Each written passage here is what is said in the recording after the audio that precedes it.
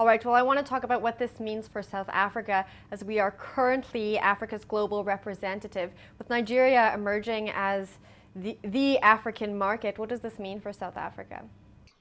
Yeah, I think it's. I think there was an interesting comment by the finance minister of South Africa, and he sort of phrased this whole change in a way that put it into terms of I forget the exact quote, but he sort of was phrasing it like this is a good day for emerging economies. This is that getting these statistics right is the right move forward, and it heightens interest of investors in all emerging economies, South Africa included.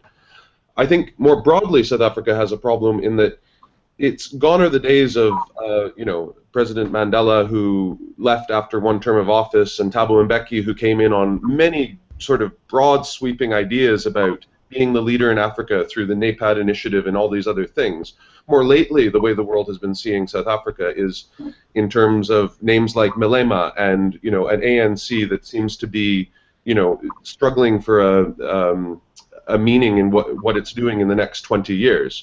And a president who's getting booed at Mandela's funeral. These are the sort of challenges, I think, reputation-wise, that South Africa now needs to face if it wants to properly address this.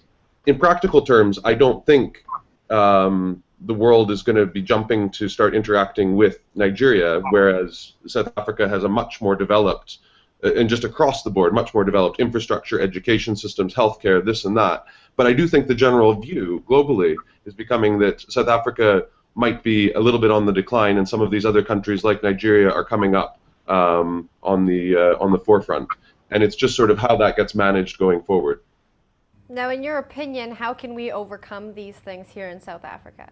Well, South Africa is the place where I know the least about on the African continent. So I'd be amiss to sort of try to judge on that. But I think the sort of democratic deficit of having one single party that is constantly taking 60% of the vote, if this goes on for a long time, we've seen throughout the continent in other countries, when you have one party rule, it becomes highly unsustainable in the long term.